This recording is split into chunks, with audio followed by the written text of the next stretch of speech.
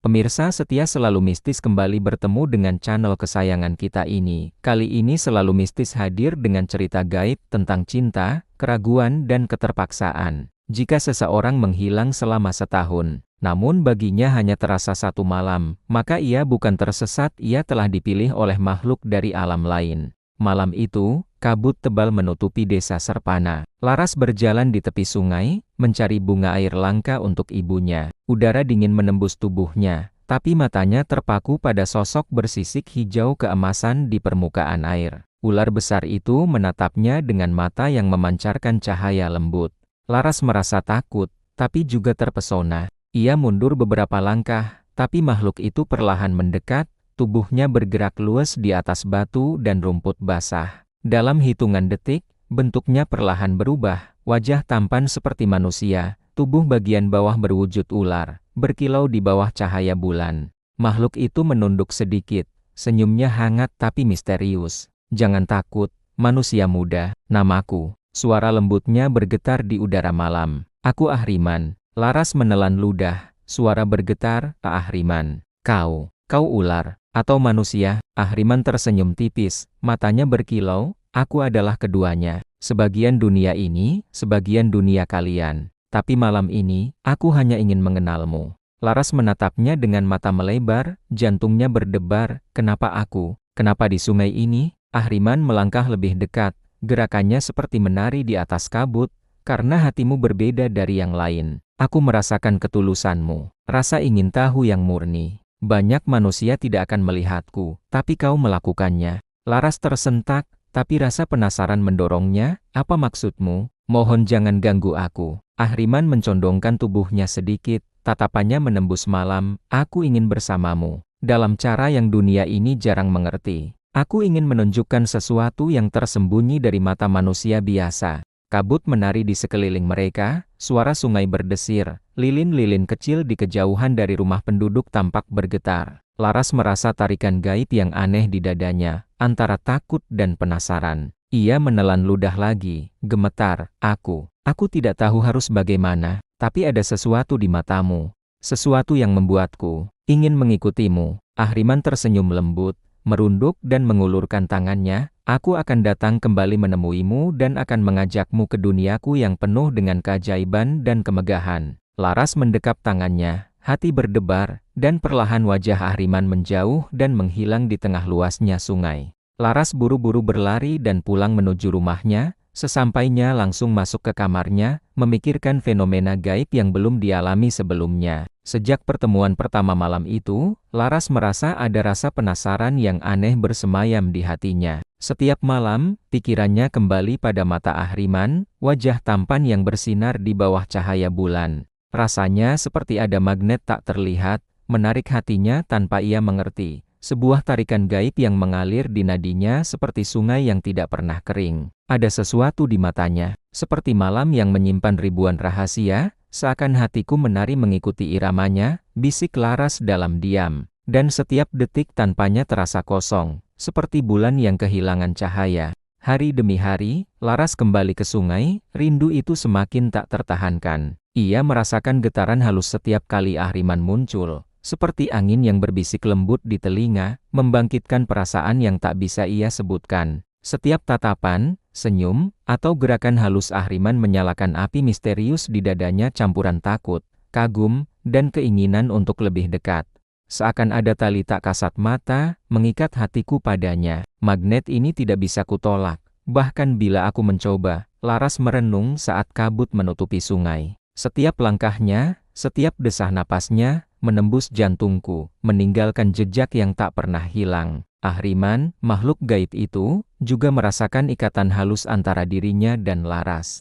Ia menatapnya dengan mata yang seolah bisa menembus jiwa, dan senyumnya membawa janji dunia lain, dunia yang hanya bisa disentuh oleh mereka yang memiliki hati murni. Malam demi malam, Laras selalu ke tepi sungai itu dan Ahriman selalu menemuinya. Mereka bercengkrama di pinggir sungai, bukan dengan kata-kata panjang, tapi melalui tatapan dan gerak tubuh, seakan mereka berbicara dengan hati, bukan suara. Laras merasakan gelombang perasaan yang lembut tapi mendalam, campuran kagum, takut, dan rindu gaib yang tak bisa dijelaskan dengan kata manusia. Aku tidak tahu apakah ini cinta atau kutukan, tapi hatiku telah menyerah pada tarikan misterius ini. Seperti daun yang mengikuti arus sungai, aku hanyut tanpa perlawanan, gumamnya lirih. Penduduk desa mulai menyadari perubahan pada Laras. Ia sering menatap sungai di malam hari, tersenyum sendiri, seolah mendengar bisikan yang hanya ia fahami. Mereka tidak tahu bahwa Laras telah terikat oleh magnet gaib. Cinta yang lahir dari pertemuan pertama malam itu, ikatan yang akan membawa mereka ke ritual perkawinan gaib selanjutnya. Sejak pertemuan yang intens tersebut, ikatan Laras dengan Ahriman semakin kuat. Malam itu, di tepi sungai yang diselimuti kabut, Ahriman menatap Laras dengan mata yang memancarkan cahaya misterius. Suaranya lembut tapi tegas. Laras, aku ingin kau melihat duniaku, tempat aku berasal. Aku ingin mengenalkanmu pada keluargaku, tapi kau harus bersedia mengikutiku ke alam gaibku. Laras terkejut, hatinya berdebar. Bagaimana aku bisa ke rumahmu? Alammu berbeda dengan dunia kita. Aku tidak mau ikut. Ahriman tersenyum menenangkan, wajah tampaknya memancarkan pesona tak tertahankan. Tenang, Laras. Aku akan memberimu sesuatu. Sebuah gelang gaib.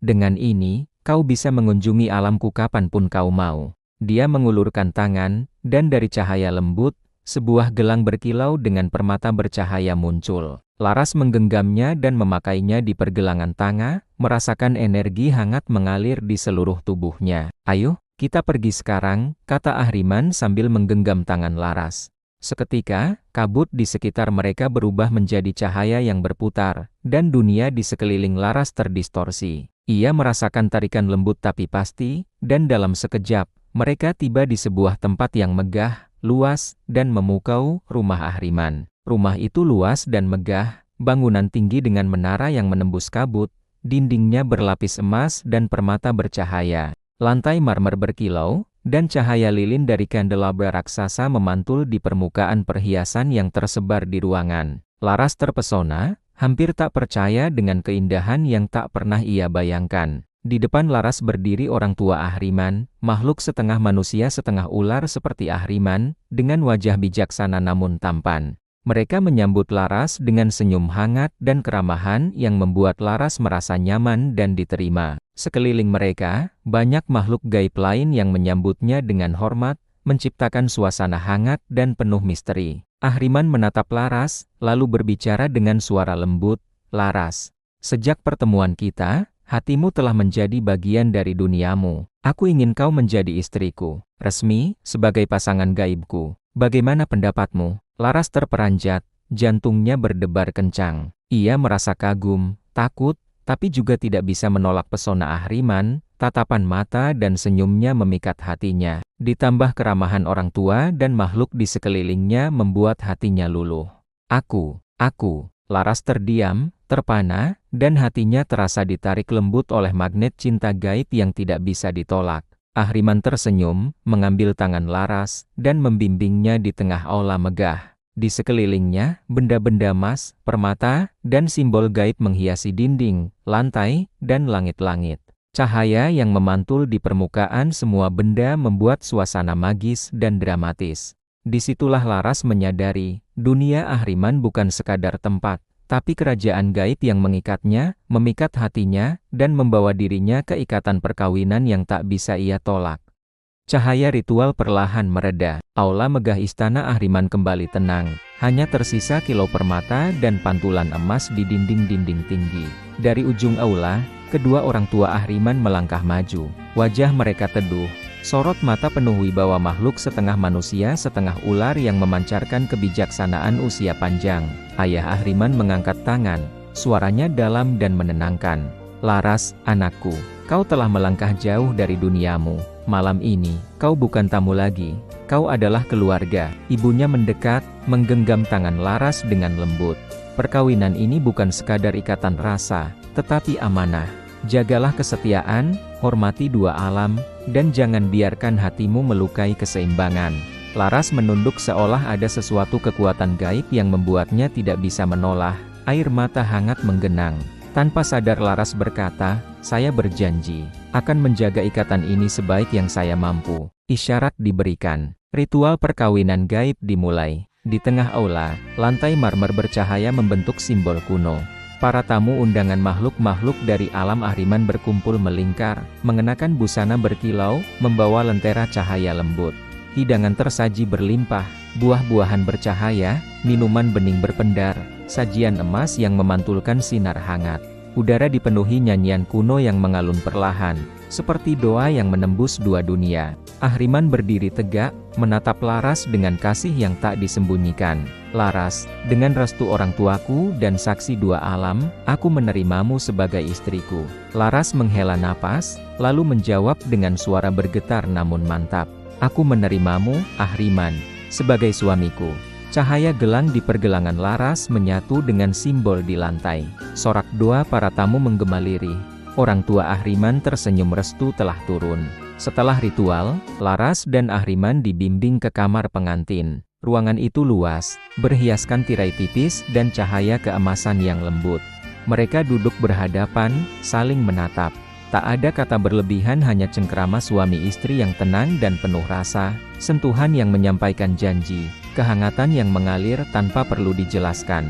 Laras merasakan sensasi gaib yang belum pernah ia kenal, bukan sekadar raga, melainkan getaran jiwa, seolah waktu melambat dan dunia bernapas bersama mereka. Ada kenikmatan yang bukan berasal dari tubuh, melainkan dari pertemuan dua takdir, batin Laras. Hari berganti hari. Laras tinggal di istana Ahriman. Ia berjalan di lorong-lorong emas, bercengkrama dengan keluarga gaib, menyaksikan cahaya yang berubah mengikuti perasaan. Namun perlahan, rindu pada dunia nyata menyusup wajah orang tua, rumah sederhana, suara pagi di desanya. Suatu malam, Laras berbicara jujur. Ahriman, aku merindukan keluargaku. Izinkan aku kembali sejenak. Wajah Ahriman mengeras. Tidak, dua dunia ini rapuh. Aku takut kehilanganmu. Sunyi, Laras menunduk, lalu berkata lirih. Cintaku padamu tidak berkurang hanya karena aku pulang sebentar. Ahriman terdiam lama, akhirnya, ia menarik napas dan melunak. Baik, aku akan mengantarmu, tapi dengarkan aku. Mereka kembali ke sungai tempat pertama kali bertemu. Kabut tipis turun. Ahriman menggenggam tangan Laras. Kau bisa datang kapan saja, pakai gelang itu dan panggil namaku. Aku akan menjemputmu, tapi jangan pernah pergi tanpa kembali. Kita suami istri, jika kau menghilang, aku akan mencarimu, di dua alam. Sebelum berpisah, Ahriman menyerahkan sebongkah emas ke tangan Laras. Untuk hidupmu di dunia nyata, agar kau tak kekurangan. Laras menatapnya, menahan tangis. Aku akan kembali. Ahriman tersenyum tipis. Kabut menelan langkah mereka. Sungai kembali sunyi, menyimpan janji yang berkilau di antara dua dunia.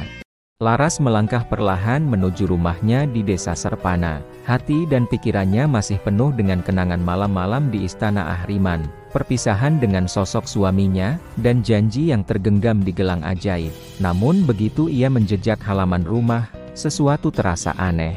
Rumah tampak sama, tapi warna cat tampak pudar, pintu sedikit lapuk, dan tanaman di halaman sudah jauh lebih tinggi. Hati Laras bergetar, tidak hanya karena rindu, tapi ada rasa aneh yang membebani hatinya. Ini, apa yang terjadi di rumahku? Gumamnya, langkahnya terbata. Laras memanggil, ayah, ibu, adik-adik, aku pulang. Tak lama, dari kamar, ayahnya muncul. Tapi Laras terkejut. Wajah ayahnya tampak jauh lebih tua, rambutnya memutih, garis wajahnya dalam, tubuhnya melemah dibandingkan saat ia pergi. Hatinya terasa sesak. Sedangkan ibu Laras sedang terbaring di tempat tidurnya. Ayah, kenapa? Suara Laras bergetar. Kenapa wajahmu jauh lebih tua dari saat aku pergi? Ayahnya menatap Laras dengan mata berkaca-kaca, suaranya berat. Laras, kemana saja kamu pergi selama ini? Kami, penduduk desa, sudah mencari kemana-mana, tak bertemu. Kamu sudah dinyatakan hilang. Laras terdiam, jantungnya berdebar. Ayah, aku hanya pergi sebentar, ke rumah seorang teman. Ayahnya tampak bingung dan sedikit marah, lalu menatap Laras lebih tajam. Sebentar, Laras, kamu sudah menghilang selama 1 tahun, 1 tahun penuh. Selama ini kami menanggung cemas. Kemana saja kamu selama ini? Laras menunduk, air mata mengalir, hatinya terasa hancur. Ia baru menyadari dunia gaib Ahriman berbeda dengan dunia nyata, sehingga beberapa malam di istana siluman bisa setara dengan 1 tahun di dunia manusia. 1 tahun, tapi aku hanya pergi beberapa hari. Di sana, di istana Ahriman, gumamnya pelan. Ayahnya menghela napas panjang, suaranya lembut namun tegas. Laras, ayah tidak ingin tahu kemana pun kamu pergi. Ayah hanya ingin kamu pulang. Itu saja sudah cukup. Penduduk desa mulai berkumpul di halaman. Beberapa menatap Laras dengan campuran kagum, penasaran, dan lega. Ada bisik-bisik lirih, ada pula yang menunduk syukur karena gadis yang sempat dinyatakan hilang itu kini kembali berdiri di hadapan mereka. Laras memeluk ayahnya erat-erat, menahan tangis yang sejak tadi berdesakan di dadanya. Aku janji, ya, aku tidak akan pergi sembarangan lagi, ucapnya lirih. Namun malam itu, ketika rumah kembali sepi dan hanya ada suara jangkrik di luar jendela, kegelisahan Laras tak juga reda. Tangannya meremas kain bajunya, napasnya berat. Ia tahu, tidak semua kebenaran bisa disimpan selamanya. Di tengah kebimbangannya, Laras akhirnya duduk di hadapan ayahnya. Lampu minyak di ruang tengah berpendar redup, memperjelas garis-garis lelah di wajah sang ayah. Ya, suara Laras bergetar. Ada sesuatu yang harus aku ceritakan. Ayahnya menatap Laras lama, seakan bersiap menerima apapun yang akan ia dengar. Ayah mendengarkan. Air mata Laras jatuh satu persatu. Dengan suara tersendat, ia mulai bercerita tentang sungai, tentang pertemuan pertama, tentang sosok tampan yang ternyata makhluk gaib berwujud siluman ular, tentang dunia megah yang bukan milik manusia, tentang waktu yang berjalan berbeda. Semakin Laras bercerita, wajah ayahnya semakin pucat. Aku tidak sepenuhnya sadar. Ya, isak Laras. Ada kekuatan yang mempengaruhi pikiranku. Aku merasa dicintai, dipahami. Sampai aku lupa dunia sendiri. Ayahnya terdiam lama, tangannya gemetar, namun tetap menggenggam tangan Laras erat, seolah takut putrinya akan menghilang lagi. Laras, suaranya berat, tertahan antara marah dan takut. Hal seperti ini bukan main-main. Kau beruntung masih bisa kembali. Laras menunduk dalam-dalam. Aku menyesal, ya, seandainya aku lebih kuat.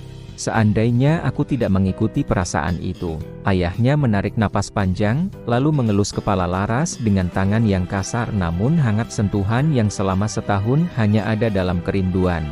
Yang terpenting sekarang, katanya pelan, kamu sudah kembali. Apapun yang terjadi, kamu tetap anak ayah. Beberapa hari tinggal kembali di dunia nyata, Laras mulai merasakan perubahan aneh dalam pikirannya. Ada saat-saat di mana dadanya terasa sesak, napasnya berat, dan pikirannya kosong seolah ada sesuatu yang memanggilnya dari kejauhan. Di malam hari, saat sunyi menyelimuti desa, gelang di pergelangannya sering terasa hangat. Kadang bergetar halus, kadang dingin seperti disentuh embun malam. Tidak, aku tidak boleh kembali, bisik Laras berulang kali, berusaha menguatkan diri. Namun semakin ia menolak, panggilan itu justru semakin kuat. Pada suatu malam, Laras tertidur dengan gelisah. Dalam tidurnya, ia mendapati dirinya kembali berdiri di tepi sungai. Kabut tebal menyelimuti segalanya. Dari balik kabut itu, muncul sosok yang sangat ia kenal, Ahriman. Wajahnya tetap tampan, namun kali ini sorot matanya berbeda. Ada amarah yang tertahan. Laras, suaranya bergema, berat dan dingin. Mengapa kau belum kembali ke istanaku? Laras mundur selangkah, jantungnya berdegup kencang. Aku tidak bisa, jawabnya lirih. Duniaku berbeda, waktuku di sana tidak sama. Aku tidak bisa meninggalkan ayahku lagi. Wajah Ahriman mengeras. Kau istriku, katanya tegas. Janji telah terucap. Ikatan telah terjadi. Kau tidak bisa memutuskannya sesuka hati. Terjadi perdebatan panjang. Laras menangis, menjelaskan tentang dunia manusia, tentang waktu yang berjalan tak seimbang, tentang rasa bersalahnya pada keluarga. Namun Ahriman semakin dingin. Jika kau tidak datang dengan kehendakmu, katanya pelan namun mengancam, aku yang akan menjemputmu. Tiba-tiba kabut menebal, suara gemuruh mengguncang tanah dan Laras terbangun dengan jeritan tertahan. Pagi harinya, wajah Laras pucat. Dengan suara gemetar, ia menceritakan mimpi itu kepada ayahnya. Ayahnya mengangguk pelan, seolah telah menduga. Ini bukan mimpi biasa, katanya serius. Makhluk itu pasti akan datang lagi. Ikatan kalian belum benar-benar putus. Ayah Laras terdiam sejenak, lalu berkata mantap, ayah punya teman, orang pintar, ilmunya tinggi dan insya Allah bisa membantu. Beberapa hari kemudian, mereka bertiga mendatangi sebuah rumah sederhana di pinggir desa lain. Rumah itu bersih, tenang, dan dipenuhi aroma dupa tipis. Di sanalah mereka bertemu Supardi, seorang pria muda berusia sekitar 25 tahun. Wajahnya tenang, sorot matanya tajam namun teduh. Pakaian sederhananya menyembunyikan aura kuat yang sulit dijelaskan. Saat Laras dan Supardi saling berpandangan, ada tatapan aneh yang tertinggal sejenak, bukan tatapan nafsu, melainkan ketertarikan yang jujur, polos, seperti dua jiwa yang saling mengenali tanpa kata. Supardi menunduk sopan. "Silakan duduk. Ceritakan semuanya." Ayah Laras pun menceritakan kejadian dari awal hingga akhir. Supardi mendengarkan tanpa menyela, wajahnya semakin serius. "Ini ikatan alam," katanya akhirnya, "tidak mudah diputus. Tapi bukan berarti tidak bisa." Pada hari yang telah ditentukan, mereka bertiga menuju sungai tempat pertemuan pertama Laras dan Ahriman. Langit mendung, angin berputar tak wajar. Air sungai tampak lebih gelap dari biasanya. Dengan tangan gemetar, Laras memanggil nama itu, "Ahriman." Air sungai beriak hebat. Kabut naik perlahan. Dari tengahnya, Ahriman muncul. Kali ini dengan aura yang jauh lebih menekan. "Kau datang bersama manusia lain," katanya dingin. Supardi melangkah maju. "Kami datang untuk memutus ikatan yang tidak seharusnya." Ahriman tertawa pelan, namun suaranya bergaung mengerikan. "Kau pikir bisa memutus perkawinan alam dengan kata-kata?" Terjadilah perdebatan sengit. Laras memohon agar dilepaskan. Ayah Laras berdiri gemetar namun tegar. Supardi membaca doa perlahan. Wajah Ahriman berubah. Sisik mulai muncul di kakinya. Mata manusiawinya menyipit tajam. Angin mendadak berputar kencang. Tanah bergetar. Supardi memasang kuda-kuda melantunkan ayat-ayat dengan suara tegas. Cahaya samar menyelimuti tubuhnya. Ahriman menyerang lebih dulu. Bayangan ular raksasa muncul dari belakangnya. Sungai mengamuk. Pertarungan gaib pun terjadi. Supardi terdorong beberapa langkah, namun tetap berdiri. Dengan susah payah, ia menahan serangan demi serangan, hingga akhirnya Ahriman terhempas mundur. Namun Ahriman mengaum marah. Ia mengangkat tangannya ke langit. "Ayah!" teriaknya. Kabut membelah. Muncullah makhluk-makhluk gaib lain, termasuk sosok yang lebih besar dan lebih tua ayah Ahriman dan pengikut istana gaibnya.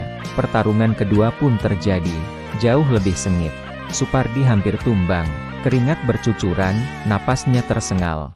Dengan sisa tenaga dan keyakinan, Supardi mengucapkan doa terakhirnya. Cahaya terang memancar, memecah kabut dan menggetarkan alam sekitarnya. Satu persatu makhluk gaib itu mundur. Ahriman menatap Laras untuk terakhir kalinya, tatapan yang penuh marah, sedih, dan kehilangan. "Ini belum berakhir," katanya sebelum menghilang bersama kabut. Sejak pertarungan di sungai itu, desa tampak kembali tenang. Kabut tak lagi turun tiba-tiba, suara-suara aneh di malam hari perlahan menghilang. Namun bagi Laras, ketenangan itu hanya ada di luar, tidak di dalam dirinya. Gelang di pergelangannya telah dilepas oleh Supardi dan dibungkus kain putih, lalu dikubur di dekat sungai dengan doa-doa penutup.